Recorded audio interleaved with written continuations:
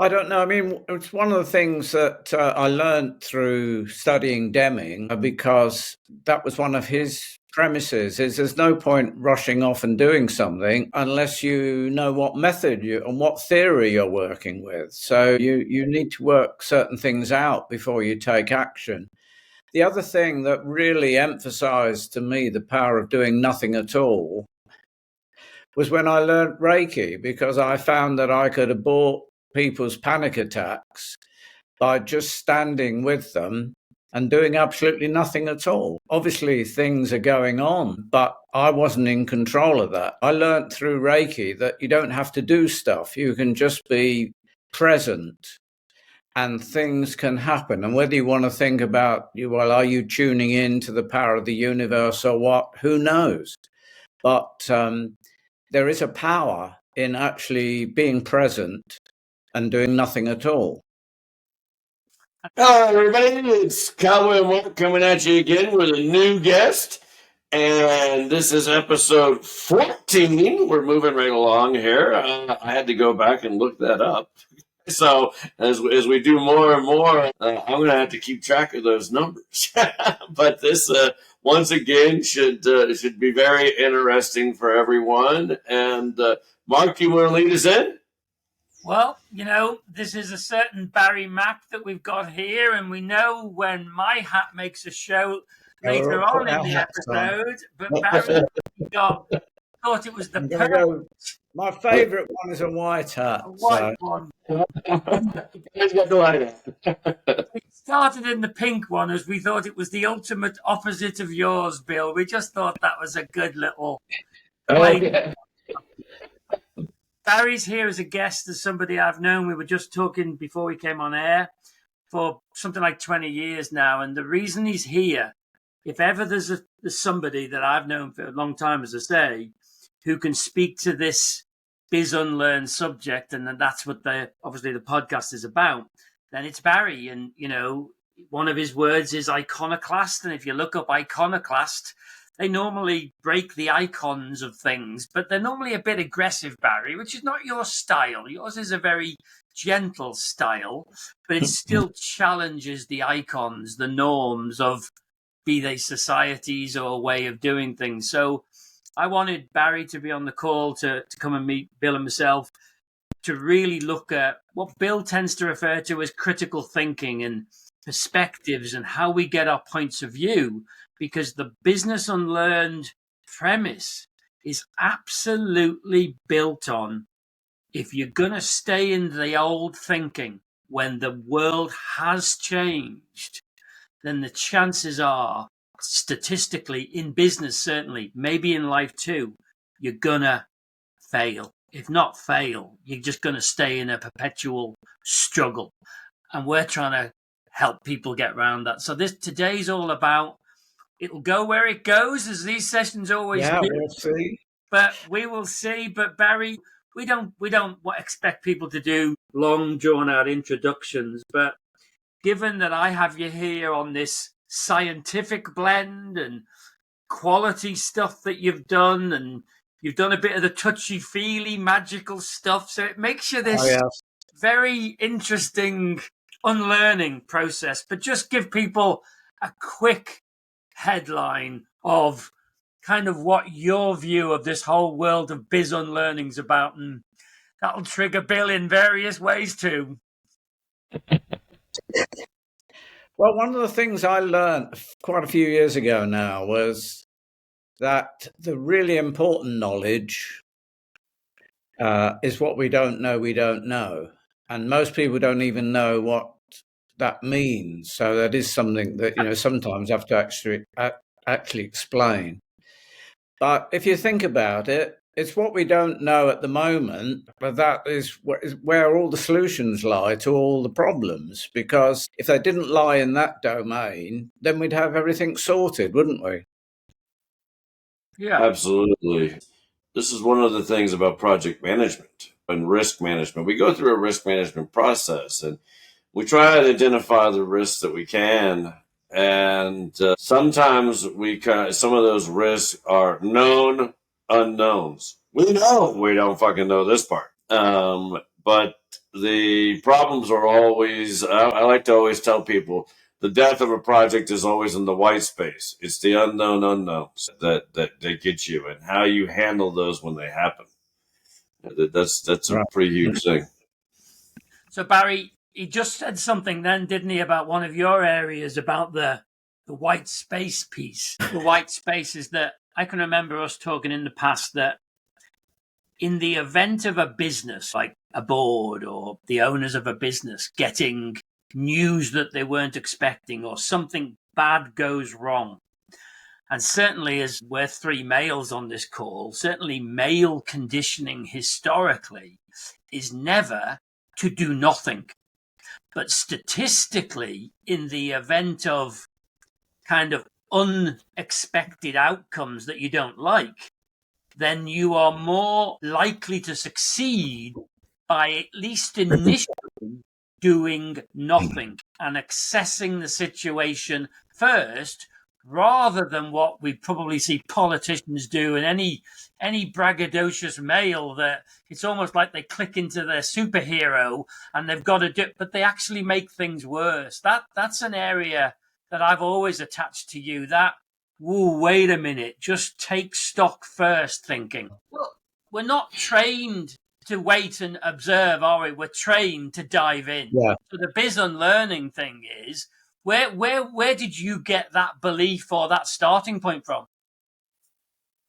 I don't know. I mean, it's one of the things that I learned through studying Deming, because that was one of his premises, is there's no point rushing off and doing something unless you know what method and what theory you're working with. So you need to work certain things out before you take action.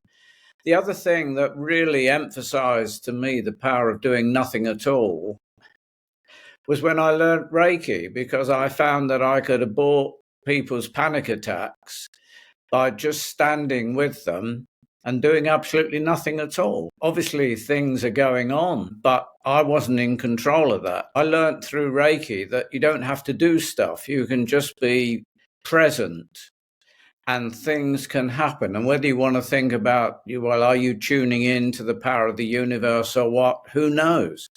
But there is a power in actually being present and doing nothing at all. That is definitely true. I'm sitting here remembering something you questioned me about, Mark, about how there's been times I had to respond quickly. Okay, 9/11, for example. But you asked me once, doesn't that go against the project management planning thing and stuff like that? And I'm like, well, yes, it does. But when you got people jumping out of fucking buildings and planes hitting the thing, you gotta act up right fucking now. And so I immediately called my teammate, who happened to be in Manhattan on 114th that day. And I remember it was a Monday because he was hungover. And I'm like, where the fuck are you, man? He goes, I'm at home. I haven't arrived yet. I'm hungover. And I'm like, what the fuck? Stick your head out the window. And he goes, holy shit, we're under attack. And I'm like, yeah. Now take the pull off of that fucking bottle and get me a ground team in 30 minutes. And he's like, I'm on it. And then I called the director and I said, all right, I'm already assembling a ground team in Manhattan now. They're on 114th Street and they're being assembled. And he goes, and of course, the director was like, how did I know the first call I was going to get today was going to be you? And you're already assembling a fucking team? And I'm like, yeah.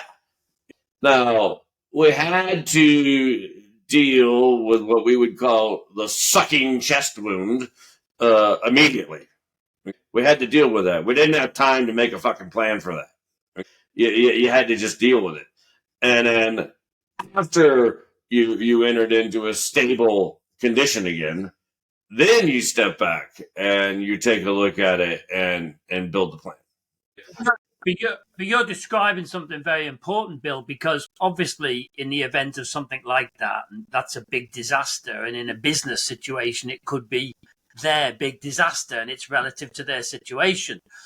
But the key piece that we can miss if we're not careful is you still had a procedure that you followed for that, even to do the sucking chest wound bit, to then get the bit where you could do some, I guess, more thinking about the next stages. But Sure.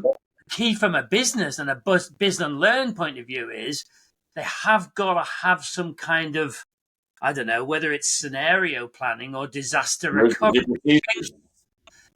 People have got to have that in their thinking and potentially in their kit bag, because shit does happen in the world and life. We know that. Yeah, that was just key for me. I mean, like I said, he was my teammate. I had taught him rescue diving and things before. He was a Marine also, and did time in Desert Storm, and so we were all trained to react very quickly in those situations. And so I knew he was there, and that was my very first move. I called him before I called the fucking director to tell him that there was already movement. And when I was recruited by the CIA, they came into my electronics school because I was very good at communications. The first thing you attack and the first thing you establish is communications.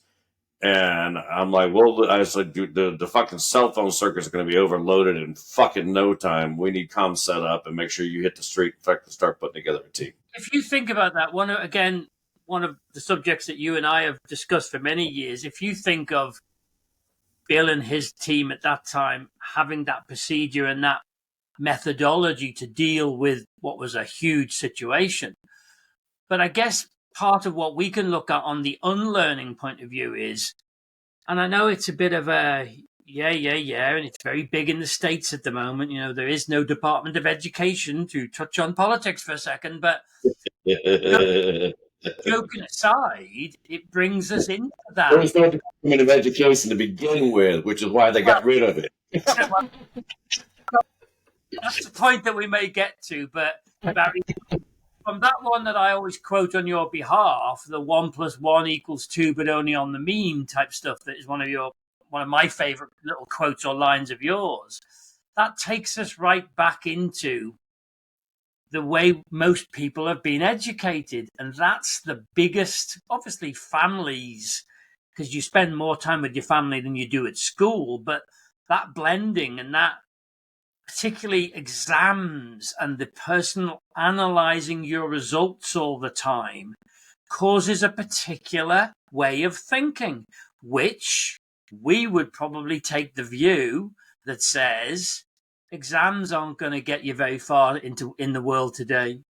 They're just, employers say, send me kids that can answer the phone, that can make eye contact, that can hold a conversation, it's getting to the point where the qualifications, unless you're a doctor or maybe an engineer, are almost becoming, they're not superfluous, but they're maybe the 20%, they're not the 80%. So take us into that bad seed about the educational side of how we've been led to think. Yeah, well, we always need to drive fear out of the workplace. This is one of Deming's big points. And we put a lot of fear into education. And so, and one of the consequences to the human brain is when people are fearful, they're in the fight-flight mode. And the brain has very limited things that it can actually do, and that is fight and flight and freeze. There are those things. So obviously fight and flight is important in those horrendous situations that you were discussing when there's a real alert on. But most of the time, and particularly in education, everybody should be relaxed, and in a relaxed state everybody will learn more. And of course, in the business context, if you've got a business issue that you're trying to solve, the more anxious you get about it, the less likely you are to find a solution. Because anxiety and the fear, it just really minimizes the brain down to what we could call the basic reptilian brain actions. And so we dampen down completely any creativity and innovation.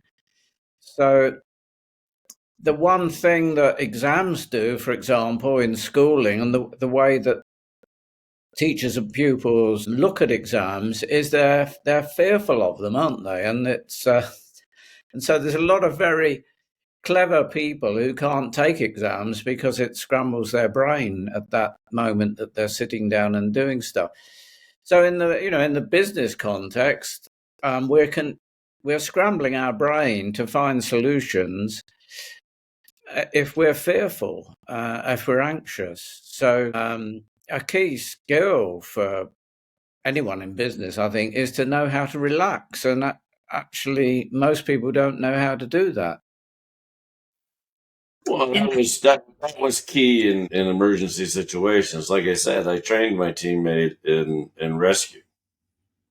And it's like, this is an emergency situation now. I mean, I have more of a hard time with daily life than I do with an emergency situation. I mean, if the city's on fire, I'm like, oh, cool, we get to go to work. I'm like, this is cool. Now we get to play. And for these exams, I know what you mean. I mean, I was, top of my class in the electronics school I was recruited from. But I had one professor who just crushed people. I mean, he would hand out exams going, you should be home having babies. You should be working at McDonald's. You should, I mean, that's how he would hand out exams, and he would do it in front of the whole class. And I just crushed people. And so there is a fear factor there. I don't know if you're aware of this, but they do have these now in America. And they're talking about going nationwide with them if parents don't end up suing the universities for academic fraud. But they now have crying closets in common areas so that you can go into the crying closet and cry for 10 minutes before you take your test. Pet little stuffed animals and shit. Okay? Which, I don't really deal with. Going back a step, it looks like you're a good firefighter in business, Bill.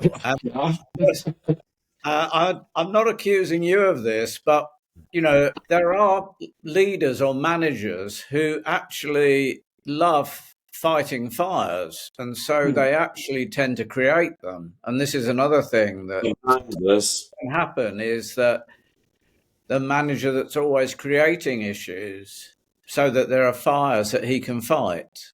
And I've known of some like that, and they feel like if they disrupt things, and this would be a Trump situation, they feel like if they disrupt things, then they force self-organization and emergence by creating the disruption.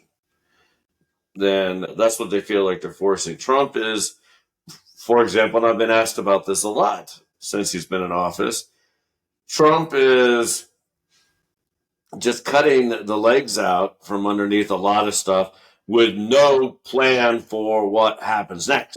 But I can almost assure you his plan is he's trying to force self-organization and emergence. He's counting on the American people to be able to do that. I don't know if I would count on the American people to be able to do that because I don't think they're trained that way. But I think that's what he's counting on. Bill, your example of the teacher that used to, you should be at McDonald's, you should be home having babies, blah, blah, blah, that kind of put down type thing that probably all our generation grew up with various forms of that.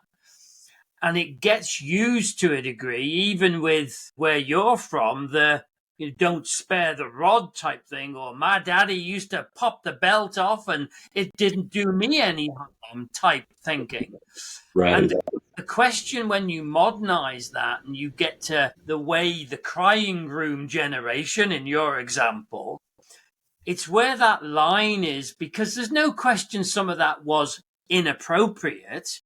But then the question, but for a lot of people, did that toughening up piece? So then have we gone too far? Because pendulums do swing too far. And again, Barry, that's the example when you and I used to talk about with COVID, and you'd say, well, all they've got in the British example, and I think most countries did their version of it, They lined up the scientists that they decided they agreed with, and that's what they followed. And then Barry would say to me, Bill, and he'd go, yeah, but you need scientists who think the opposite as well to then come up with your balanced position. And we're not. You might get taught that at very high levels of education sometime. You do get taught a bit of that balance of probability thinking. Certainly lawyers do and things. But that area, Barry, is a big area about how you think differently because your starting point in your thinking is different. Yeah, and academia has a lot to answer for, really. The thing is, I think that this is the thing about experts. You see, we shouldn't really listen to the experts because the experts have this thing called expertise. And what is expertise? Well, it's basically what I, as an expert, have learned over the last 20 or 30 years that got me all those qualifications. The problem is that most of that information that they learn is redundant, and so they're not able to think out of the box. They're thinking in the expert box, and this is where disruption is important. We needed disruptor scientists in that so-called pandemic. We needed that, but they were all silenced. They were all, taken down off of YouTube, etc., etc. I don't know. Maybe either one of you are aware of this, but my fourth book that I'm working on is Project Management of a Pandemic. And all the ways that this failed, all the ways that it was not a uniformed response to the pandemic. Every fucking country had their own response. In fact, and it did create self-organization and emergence. In Brazil, the president said, fuck it, it's just the flu. It's going to run its course.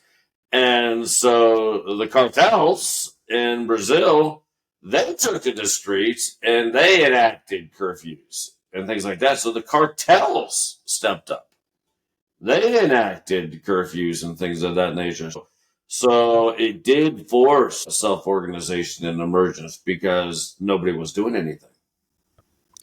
Yeah. And how did they work out, Bill, in terms of the score on the doors, that response? Because all the countries now compare how many died and how many died compared to a normal flu year. So Brazil's response to that was very not top-down. How did it end up?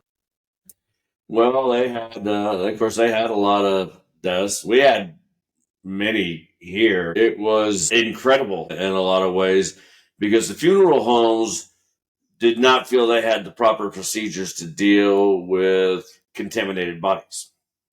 And so what was happening was no one was picking up the dead.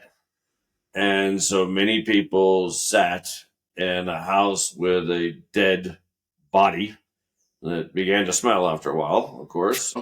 And they started stacking them up on the street to be picked up like trash. And there were mass graves.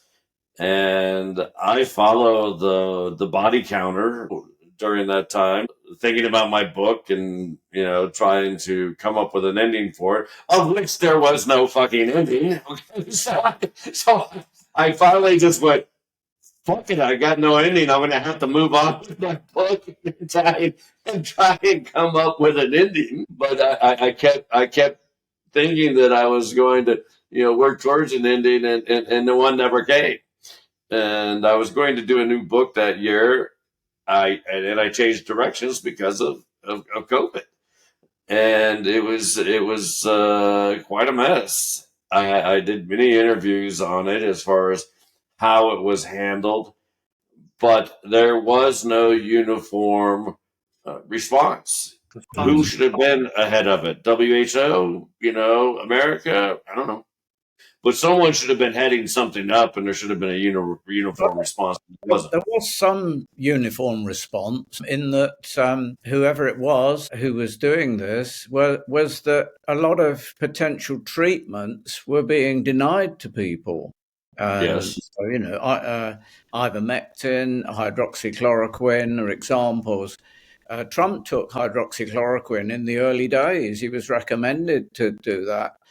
But interestingly, I think because he took it, so many people don't like him as a person that they didn't go anywhere near hydroxychloroquine. And the whole pandemic, though, was full of assumptions, and a lot of them were scientific assumptions. And there were people who were prepared to challenge those assumptions, but they were strategically blacklisted and so on. And one of the things about the Trump administration at the moment, one of the positives, is he's been putting in place the people who had the alternative views during the pandemic. And so it's likely that we won't have a similar response again, where we just assume everything, big assumptions made. I mean, one of the assumptions was that the PCR test was accurate.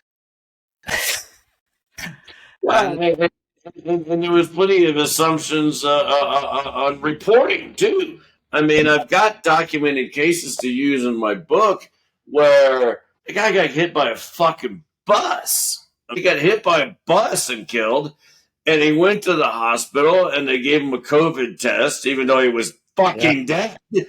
And they said he's got COVID. They said they put cause of death as COVID on the fucking death certificate because they got paid for that. And it's like, what the fuck? So the data is all over the map.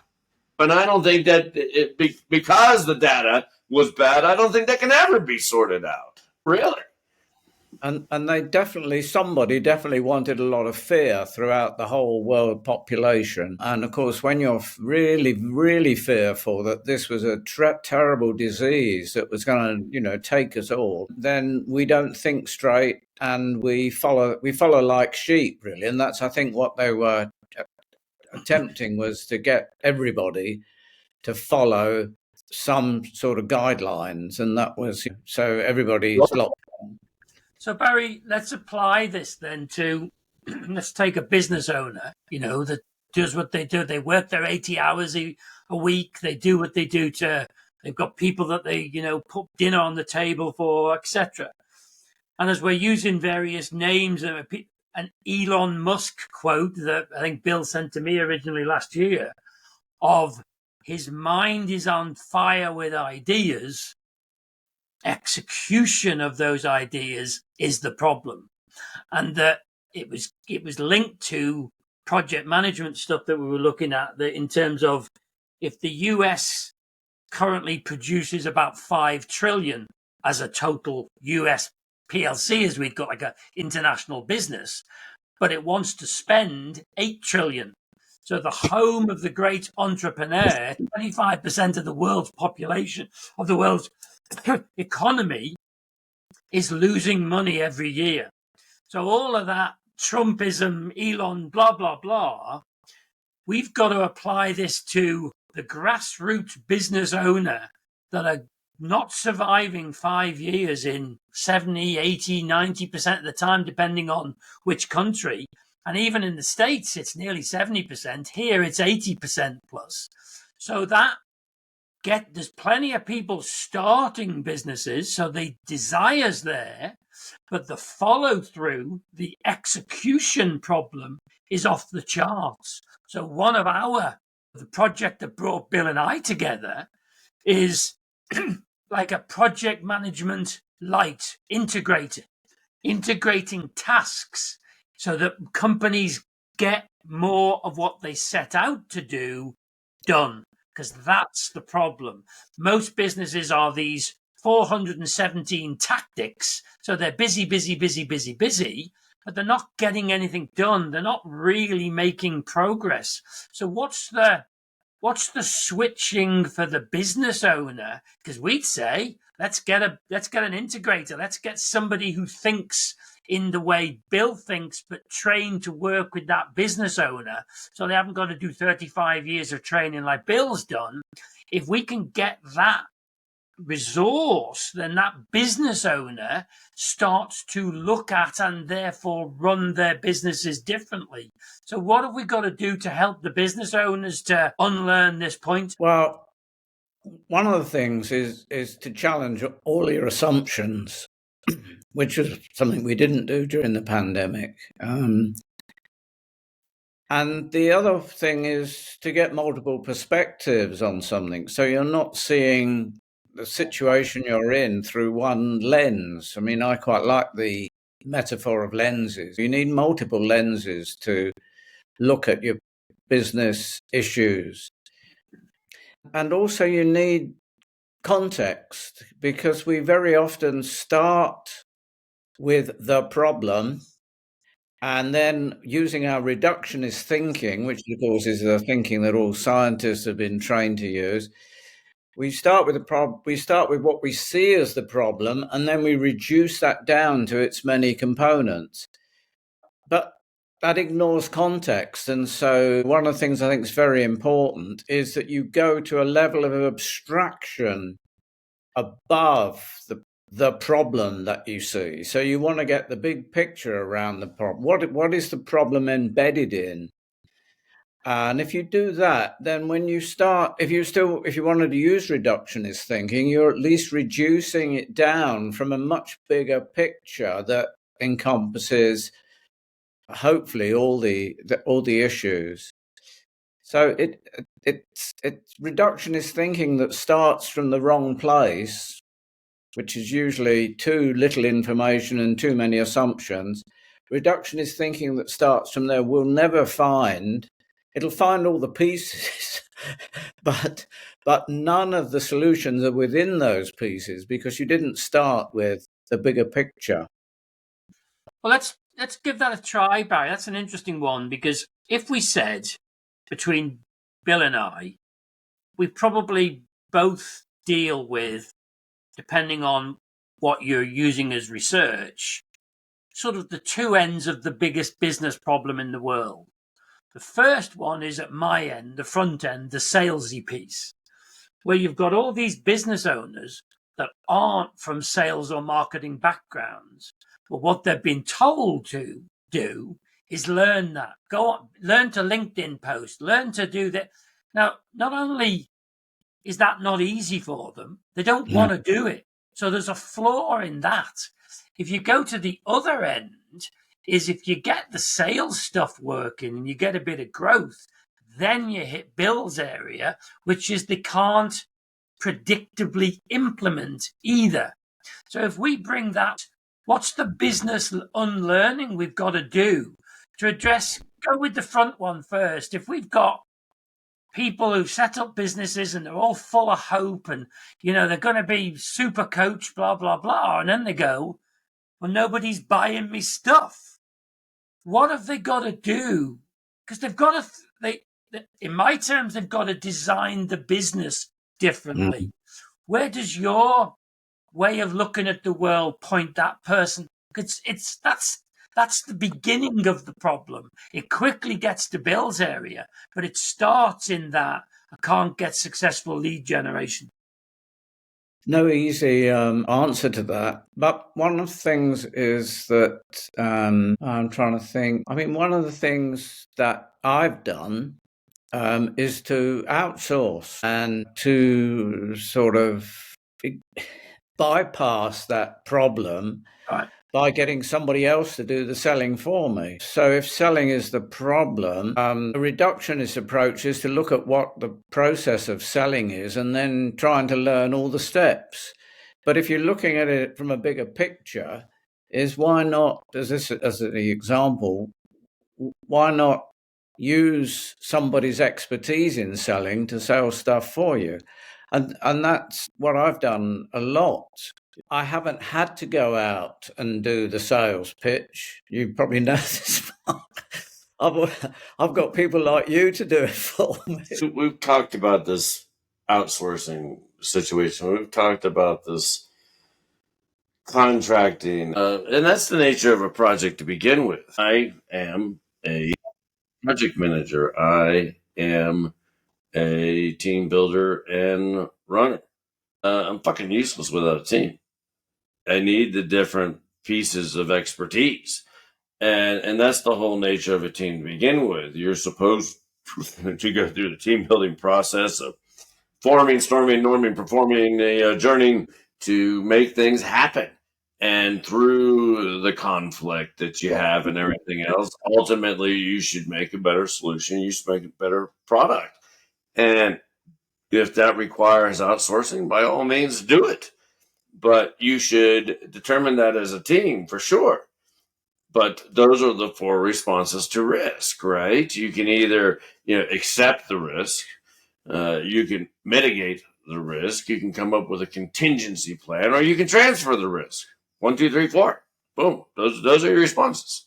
And we saw that with COVID too. I mean, how do we want to take this risk? Me, I said, fuck your vaccine. I accepted the risk and got sick. and got through it. But other people took the vaccine and ended up dying. So, but that was my response to the risk. My response was acceptance.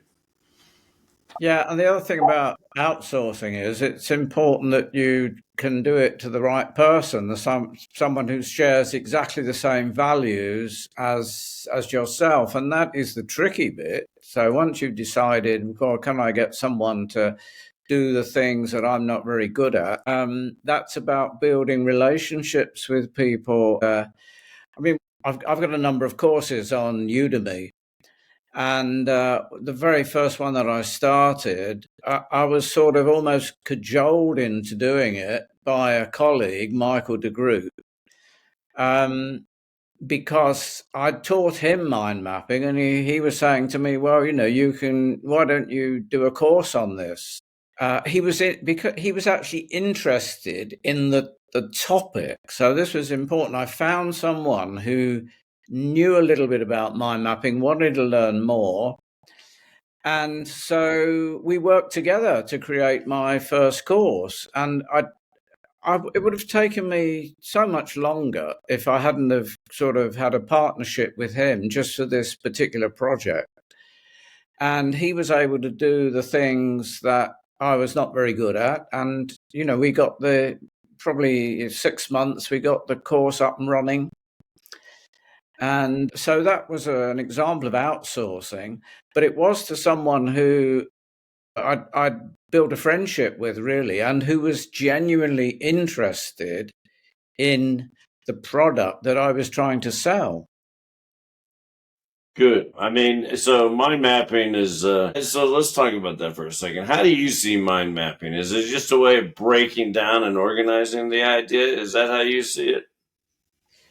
A good mind map is a network of trigger words, of trigger issues. So in one sense, it's a language that is it's a shorthand. So you can look at a well-constructed mind map, and you've got so much information there on one sheet of paper.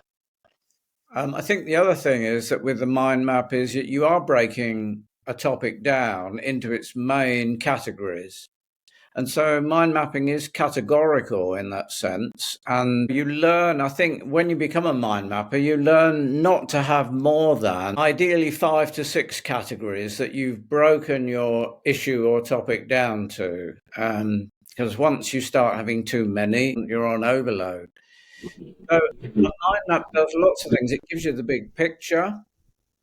It forces you to start with a blank sheet of paper. And I think when I was chatting to Mark yesterday briefly, I said, well, I'm a blank sheet of paper. A blank sheet of paper is beginner's mind. It's where we all need to start. So you're not putting any expertise or anything down on your paper. You're starting with something that's blank. So it's good for beginner's mind. You have a topic. I teach that topic that you put in the middle should be at a higher level of abstraction to where you immediately thought to start. So if you're thinking about creating a mind map of farming or a farm, you want to go to a higher level, which is agriculture or the environment, and of which farm and farming will be one category. And so you're seeing, a mind map helps you see your topic that you're interested in. You see it embedded in a whole. That means we're in 5-minute countdown zone. I know. Summary zone. You warned me about that. Just so Uncle Phil knows. So I know you've mentioned Deming. And of course, now you're talking about mind mapping. What do you think about Ishikawa's fishbone approach? Absolutely no idea. I didn't take. Good answer. It's another form of mind mapping, isn't it? It's just a. It is, yeah. I think what I liked about Deming was he had a very holistic approach to quality. It was all very sensible, and once I'd sort of tuned into him and his work, then really I didn't delve into many other quality gurus or many other quality techniques. And the thing that Deming really added was what he called the system of profound knowledge, which is four components, easy to mind map that. And the system of profound knowledge, as he called it, is how he distilled down all his knowledge into four things. Do you want me to? Is there time to talk about those? Well, probably not, but I would like you to comment a little bit on the fact that Deming surfaced after World War II because of the manufacturing that took place in America during World War II. How do you feel about the effects of that? Well, Japan's industry was decimated after the war, and I think it was the guy that the Americans. MacArthur plan. Sorry, Wasn't it the MacArthur plan it came out yes, of? yeah, MacArthur. Yeah, he obviously was really fantastic in the way that he thought this through, and there was this idea that we need to now, having decimated the Japanese and their industry, that we now need to help them get back on their feet. And so the Americans and McCarthy plan, they paid for, didn't they, consultants to come from all around the world, but mainly from America, to help. And Deming was one of those. There were two or three other quality gurus. Deming was the one who perhaps had the greatest impact. And then it was some years later when Japanese cars were flooding the American market because American cars were crap, basically, weren't they? Right. They got away with it for a long time. And these Japanese cars were of a quality that the American cars weren't. So there was a program run in America on Deming. It was actually about if the Japanese can do it or something, why can't we? And that program was an eye-opener for many industrialists in America. And a lot of them invited Deming then to come and help them. So Ford was a classic. Ford brought Deming in to help them do what he'd helped the Japanese do, basically. So yeah, it was quite a situation there with World War II manufacturing, and it was huge. That was definitely a time of prosperity that America needed after the Great Depression, of course. Ultimately, it brought people out. It brought the countries out of the Great Depression. But many people, as far as a Biz Unlearned concept goes, many people have now thought, not looking at modern warfare, many people have now thought that war is what brings a country out of a bad economic situation. But of course, what happened during World War II is many people died, which was good for the economy. I mean, it sucked, but it was good for the economy. I mean, hell, America lost over 50,000 people just on D-Day. Where if you compare that to Vietnam, you're looking at about 58,000 people in Vietnam, and so there was job creation with manufacturing and everything else. And America manufactured the weapons for other countries too, and had them pay in gold. So at the end of World War II, America ended up with most of the gold and then managed to. Yes, their industry was largely unaffected because they didn't get bombed, did they? So they had they had the capacity. Absolutely. Barry, let's just end up on one final point, that your point about outsourcing earlier, just as a nice, simple one to end up on a Biz Unlearned point. If you think about it, the task that we're all sort of in there around somewhere is the thinking of the business owner to not outsource when they've got a problem, but to look at their business differently when they are designing it or starting it or whatever. It's that start point, because it's the old bit about most human beings. If I put a boulder in front of them, they can see a boulder and they'll walk around it. But if I say cross a room and I just throw little pebbles in front of them, they'll stumble over lots of little pebbles. And that's kind of how businesses are run today. You're just fighting and trying to balance all the time. You can see the big rocks, but you can't deal with the perpetual lots of little interruptions, lots of little. And I know I'm biased, but I would be directing people to, until you go back and go back further up the top of the waterfall or whatever's producing the problem, you will never solve it by what outsourcing, as it's the example that we've all used today. They will then bolt things on to try and solve the problem. But at the end of the day, you're just using a different form of pebble that might get you a result, as you both talked about. But if you don't really change the thinking going in, you're just going to walk into the next one, because really we haven't changed their critical thinking capability in Bill's terms.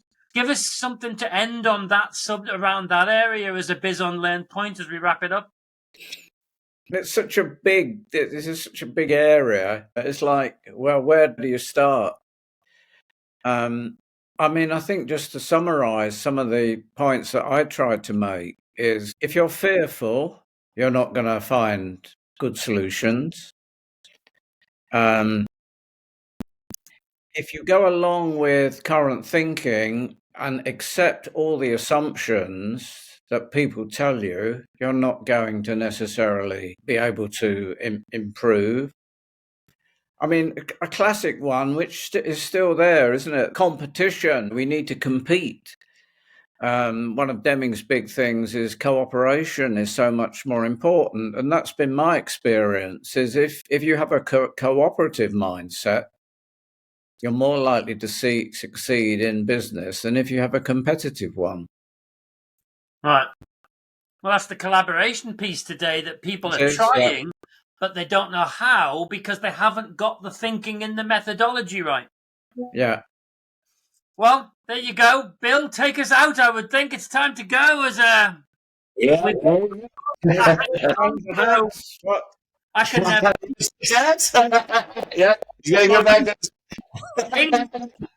Englishman is looking like something out of F Troop. We can't. Those of you that know De Bono's thinking hats, this is the emotional hat. This is where I get very emotional. I start to show tears. Well, how would people find you if they want to find you? How would they find me? Yeah, website or something? Probably these days, because I don't keep a website up and running anymore, is on Udemy. If you go to udemy.com and put my name in, Barry Mapp, you'll get to see all my 10 courses. And if there's anyone out there who's watching this who would like to have one of my courses for free, I would be quite happy to do something that's possible. Well, there you go, Barry. You can make that offer to the other members of the Plan B community, because that topic is your contribution. That's episode 14. Please remember to like, comment, and share. We love the love. And this is Cowboy coming at you again. Let's get it done this week. See you later, everybody.